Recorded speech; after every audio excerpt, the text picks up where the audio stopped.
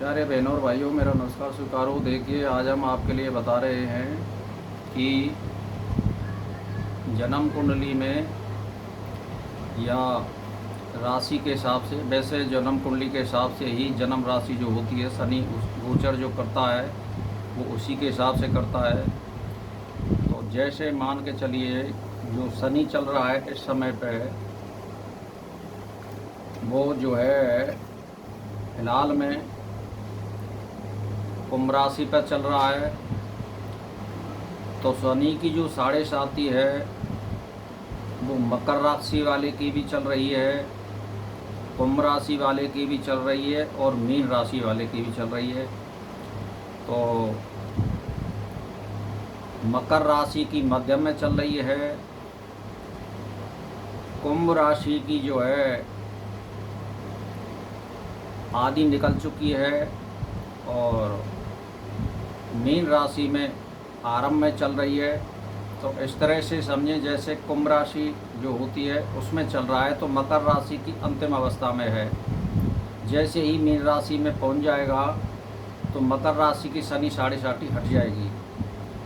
तो इस तरह से आप समझें कि ये 3 राशियों को घेर करके चलता है 2.5 साल के हिसाब से। तो अब जो फिलहाल में जो चल रही है कुंभ राशि पर शनि साढ़े साती, वो मध्यम में है, मकर राशि की अंतिम अवस्था में है और मीन राशि में आरंभ अवस्था में है। अब जो है ये शनि इन 3 राशियों को घेर के चल रहा है। इसी प्रकार से अब 4, 8, 12 जहाँ शनि होगा तो इसमें साढ़े साती में 12 तो आ गया, अब रह गए 4 और 8। तो वृश्चिक राशि पे शनि चौथा चल रहा है और कर्क राशि पे शनि 8वां चल रहा है।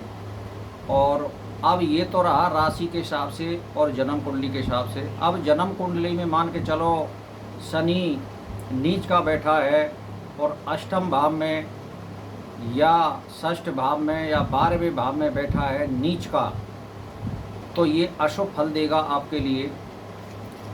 और मान के चलिए क्रूर ग्रह के साथ बैठा है या क्रूर ग्रह की उस पर दृष्टि है, तब भी वो अशुभ फल देता है। तो इसीलिए मैं शनि से संबंधित जो ग्रह है उससे संबंधित आपके लिए बता रहा हूँ शांति के उपाय क्या होते हैं इसके लिए। तो देखिए, शांति के उपाय में पहले नंबर तो ये है कि आप जो है शनि को हमेशा एक वेद का मंत्र है, ओम शन्नो देवी रविष्टे आपो भवंतो शयो रवशय बंतु नय। तो ये शनि का मंत्र है। दोबारा फिर मैं बता देता हूँ, ओम शन्नो देवी रविष्टे आपो भवंतु पीतयो शयो रवशय बंतु नय। तो ये वेद का मंत्र है। और अगर वेद का मंत्र नहीं लेना चाहते तो सावर मंत्र से भी इसका जाप कर सकते हैं, ओम शम शनिचराय नमः। इसका मंत्र आप कर सकते हैं।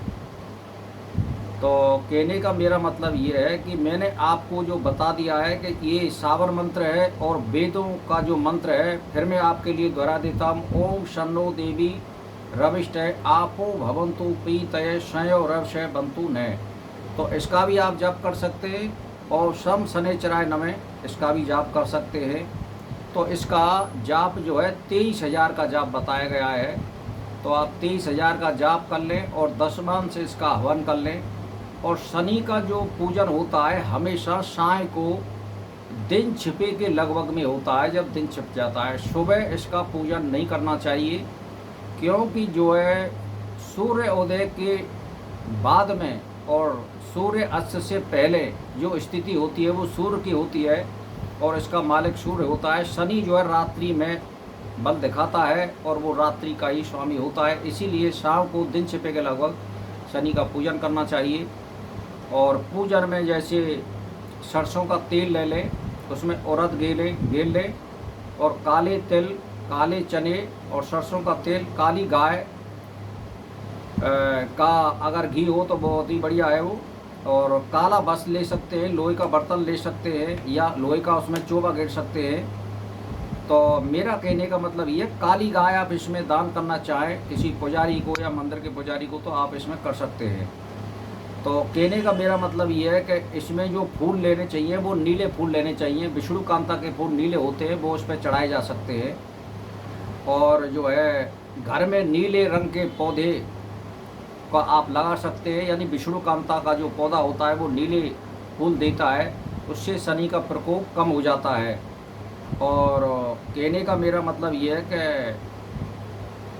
नीले वस्त्र पहने ज़्यादातर। शनि का राशि अगर किसी में जैसे कुंभ राशि या मकर राशि है जिनकी शनि, या शनि जिनका उच्च राशि में बैठा है यानी तुला राशि में और केंद्र में है, तो उनके लिए हमेशा नीले वस्त्र पहनने चाहिए।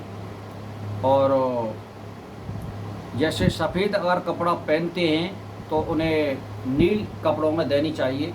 इससे शनि बहुत प्रसन्न होता है, क्योंकि शनि न्याय का देवता होता है, ये न्याय प्रिय है, ईमानदारी से चलने वाले के लिए ये फल देता है उत्तम। और ये नशेबाजी से हमेशा प्रसन्न नहीं रहता है शनि। और स्त्रियों के लिए मैं आपके लिए बता दूं, वैसे शनि जो है उसके लिए स्त्री या पुरुष सब बराबर होते हैं, पर मेरे अनुमान से शनि की जो पूजा है, जैसे कुंडली में जब शनि सप्तम या जन्म लगन में आ जाता है तो माँ कष्ट और परेशानी का योग बना देता है पति से संबंधित। इसीलिए स्त्री को शनि की पूजा कहने का मेरा मतलब ये है कि नहीं करनी चाहिए। अगर उनको करना ही है तो वो किसी मंदिर में जा कर के और नीले फूल या सरसों के तेल का वो दीपक जला दे और शनि पे तेल ना चढ़ाए वो ज़्यादातर। तो कहने का मेरा मतलब ये है, मैं क्यों बता रहा हूँ ऐसा, क्योंकि जन्म कुंडली में जब शनि सप्तम या जन्म लगन में आ जाता है तो पति से संबंधित कष्ट या परेशानी का योग बनाता है वो। तो जब वो कुंडली में आ जाता है तो जब वो कष्ट बनाता है, तो इसीलिए स्त्री से संबंधित शनि जो है उत्तम फल देने वाला नहीं बताया गया है। अगर कुंडली में जैसे लग्नेश हो और वो उच्च राशि का केंद्र में बैठा हो, या मान के चलिए कि भाग्येश या कर्मेश या सुखेश या दशमेश होकर के और केंद्र में ही उच्च का बैठा हो या स्वराशि का बैठा हो, तब वो फलदायी होता है और वो स्त्री उसका पूजन कर सकती है। तो शनि से संबंधित मैंने आपको जो बात बताई है वो ध्यान देने वाली बात यही है कि साय को पूजन करें और नीले फूलों का प्रयोग करें, और एक चोबा लें, काले तिल लें, उड़द लें और सरसों के तेल में दीपक में उसको जला दें। सरसों को तेल में लेकर के और दीपक साय को जलाएं, धूप बत्ती आदि करें। और अपने घर में किसी नीले फूल का पेड़ या बेल लगाएं। जैसे विष्णुकांता की एक बेल होती है वो लग जाती है, सभी जगह मिल जाती है, वो नीले फूल देती है। उससे भी इसका उपाय होता है, शनि के प्रकोप को वो कम करता है। अपने घर में शनि को प्रकोप करने के लिए काले धतूरे का भी पेड़ आप लगा सकते हो।